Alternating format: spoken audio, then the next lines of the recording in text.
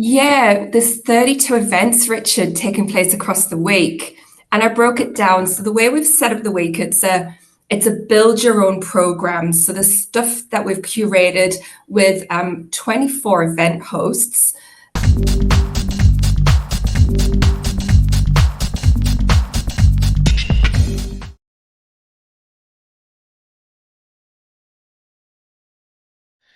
Kia ora everyone, Richard Liew here, editor at NZ Entrepreneur, and it's Startup Week. Well, it's Startup Week here in Auckland. We're celebrating this with a series of interviews. You'll have seen them, and this is the fourth and the final of that series. Today I'm delighted to be talking to Marissa Brindley. Marissa is Head of Investment from the Economic Development Office at Auckland Council. Marissa, thanks for joining us and looking forward to this chat. Oh, kia ora, Richard. It's great to be here today. Yeah, it's a super exciting week. It's the inaugural Auckland Startup Week. I believe there's a whole bunch of activities going on.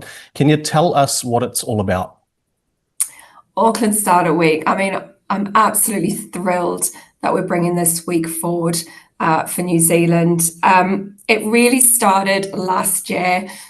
I went up to Denver to take part in Denver Startup Week. This was part of some work we were doing between Auckland and Denver to sign a city-to-city partnership. And while I was there, it was part of Denver Startup Week, so I got to see the breadth of kind of events they were delivering. And it was just one of those moments you have, sometimes you go offshore and then you look and go, oh, why aren't we doing this? We've got heaps of amazing stuff going on. So 12 months ago, came back with the seed of an idea that we should do Auckland Startup Week.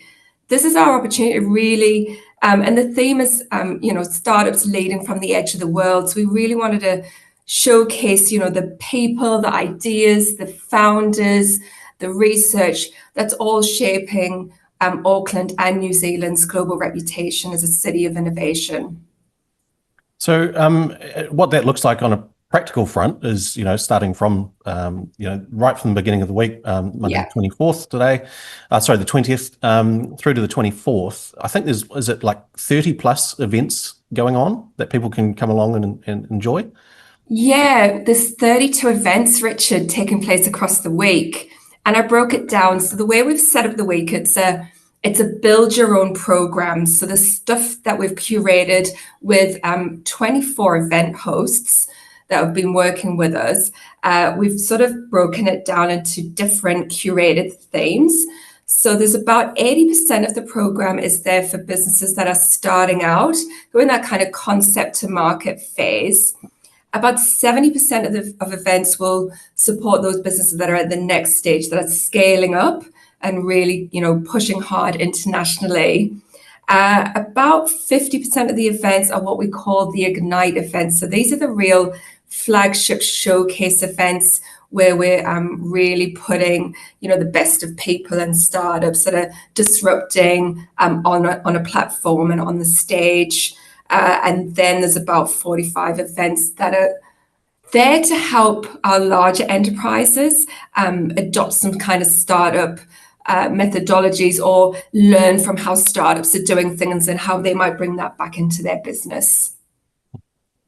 Can we just talk quickly about how this plays into, I guess, the current climate? We were just talking before about, it's been a rather challenging year, 2025 so far. How do you see startups and, council support for this space playing into the broader sort of economic plan or strategy for, say, Auckland or the region itself, or even New Zealand? Yeah, I think that the main thing is we just really recognise that startups and entrepreneurship are the absolute backbone of economic growth. We need a really wide funnel of startups and founders coming through so that, if you think of the support and the growth stages, it sort of funnels down to at the bottom of it, you get these really successful startups that are going to create jobs locally. They're going to put Auckland on the map.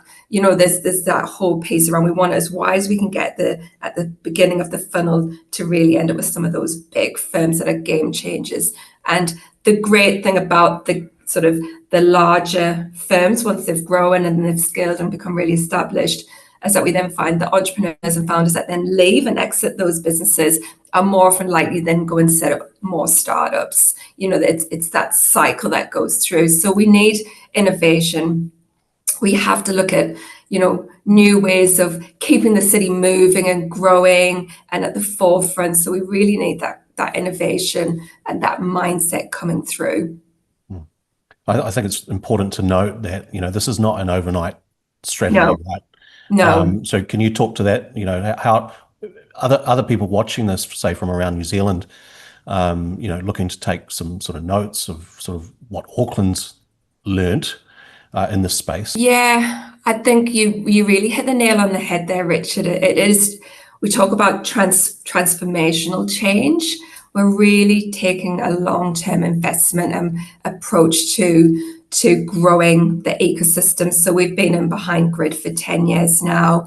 We've been focused on South Auckland and other areas for over 8 years now. So it's not a 1 year investment, and it's done. These things take a long time to really consistently grow and back. So really, and the way we sort of set it up is every 3 years we refresh our strategy because the environment changes. So we started off with an original grid strategy.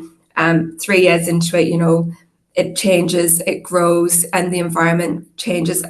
There's an ecosystem to startup hubs. They go through an emergence phase, then they go through where you're really just getting off the ground. Then they go through an activation phase where people get to know more, the resources get more mature, and then you kind of sort of work all the way through to maturity. And that's when a hub really is world class and recognized. It can take, every hub's unique because it depends on the community, depends on the circumstances. But, it can take 10 to 20 years to really get a hub to full maturity. I think Auckland as an innovation city, an innovation hub, has gone through that emergence phase. And I really think that as a city, we're in that activation phase. I think we're playing now globally and we're being recognized globally. And that is the idea of Startup Week, to start to reach out and say to people, hey, you really need to be down in Auckland. You need to see what's happening here. There are some real problem solving and game changing businesses and ideas and problem solving coming out of Auckland. And I would also say, I think there is there's a renewed interest in what's happening here in Auckland, New Zealand, particularly when you think of just the global politics of what's going on. Our reputation is quite strong. Yeah, people involved in the sort of, I guess, startup ecosystem or community building space, we all revert to, the thinking out of Colorado, I guess, which is one of the first places to sort of, be recognized as, building a startup ecosystem, as founder-led, right? So good ecosystems will be founder-led first. But, what I've seen over the years, and especially, with the likes of what's played out in Auckland, is that government or local government really can pull some levers to help create an environment which just adds a bit of fuel to what might happen organically. Effect is so important. So really clustering businesses together is just super important in terms of talent attraction, investment attraction, and really that ecosystem of support that goes through, bringing larger, more established firms together with very early stage founders and startups, and that ecosystem of support that goes around in this space is hugely important. The role that we probably play is where there's a gap in the market. That's where we would step in and stimulate. As soon as the market's there and able to pick up, we would step out. And we have done that. We've exited out of hubs where, we didn't need to play there anymore. And we take that investment and we reinvest and we look at where's the next spaces, hence having looked across the region at where are some of those areas that we need to grow. Marissa, you've been involved in, I guess the Auckland Council's various economic development activities in the startup space for some years now. And we saw, I think earlier this year, a bit of a rebrand or a change in terms of how the organization's set up. Can you just explain that to us? What happened and what does that mean in terms of support for entrepreneurs in Auckland?